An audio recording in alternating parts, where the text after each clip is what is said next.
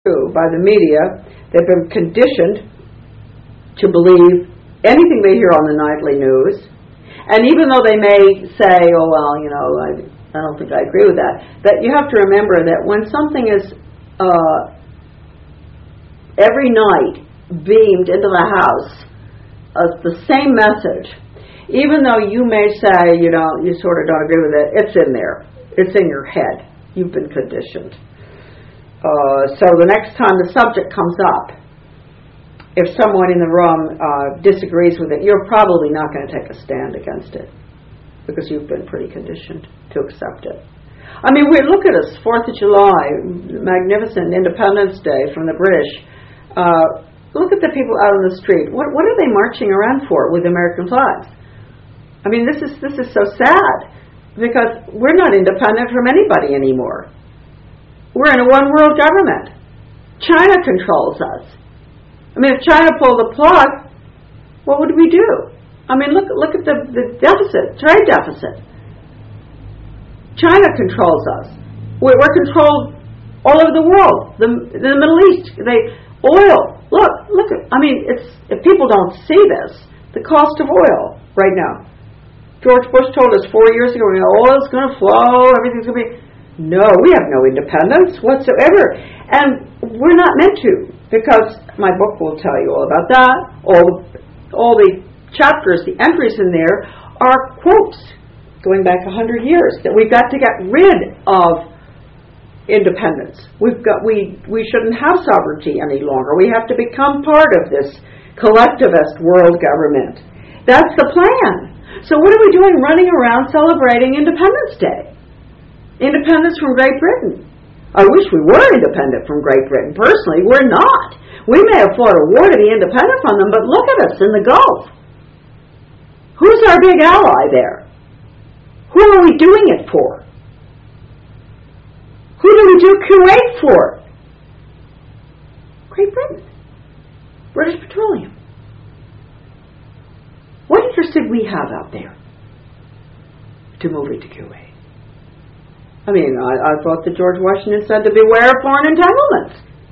What are we doing? And we're marching around with little American flags, and they've got all the fairs going on downtown with all the amusements for the children and barbecues and singing the Star Spangled Banner. And yeah, I mean, I'm sorry, I love America, and I'd give my life for my country. And you probably had relatives who have, and I've had relatives who have. My son was in the first Gulf War, and I tell you, I think it's absolutely outrageous that all the servicemen who have died for their belief in our Constitution and the Bill of Rights, they've died for this. And we don't seem to care. We've got a bunch of traitors in Washington who sit there voting down the Bill of Rights and the Declaration of Independence, the Constitution, every day. And then we've got generations to come of innocent children who are going to live in this totalitarian system. They're going to live under this, and they're going to be happy. I mean, it couldn't have gotten worse. I mean, I thought things were bad 10 years ago. They are so bad now, and people are going to say, I wish that woman would just shut up and tell us what we can do, you know. But I've been trying to tell people what to do for 30 years. And right now,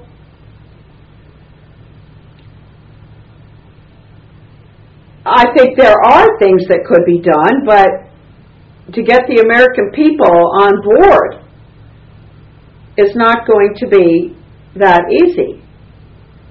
There are many things. I mean, we could all stop paying our taxes. We could all keep our children out of school. There are many, many ways to object, but with the walls going, the borders becoming so porous, and this country becoming so multinational, it's not. I don't have anything against foreigners. I never have. In fact, I think the majority, you know, if only American people understood that I'm not alone when I talk like this. I mean, I know many foreigners in the Far East and Africa, and who are all equally upset about every single thing that I have talked about today, because this is an international system that's being imposed. It's not just on us. I mean, all inhabitants of this planet are going to be affected by the same exact system that's being put in everywhere, region by region. After all the regions are formed, then, as Lenin said, they all join together. The regions are all joined together and they go under international socialism, which is communism. And I believe the state, the federal government, basically will wither away. Interestingly enough, you can see it happening right now. We have all these exchanges with the former Soviet Union and other countries where our police are being trained with their police, and all sorts of exchanges going on, not with a federal level, it's with a local level, if you notice. Everything is going to be local. And they're going to bypass our elected constitutional form of government in Washington and at the state level. It's going to be everything brought down to the local level. That's why you have the sustainable development stuff and all going on. And the local level is going to be hooked in to the UN. And that will be through organizations like the International Union of Local Authorities. That's a good one to go to on the website. And you'll see that our local authorities who've been doing these exchanges with foreign countries and all, they are going to be the ones in charge, and there will be no representation for us at our state level any longer, or federal level. All instructions are going to be coming out of the UN to the local level. Now that's just Charlotte talking, but I'm pretty sure, I've been watching this for a long time, because I remember Lenin saying the state would wither away. And the local level, that's why they've got community-oriented policing. They're putting all the police on the streets. You can see the military and the state police are merging. This is to control us. Much easier to control us right here in our own communities than from Washington. Huh? Mm-hmm. It's getting closer and closer. It's very scary.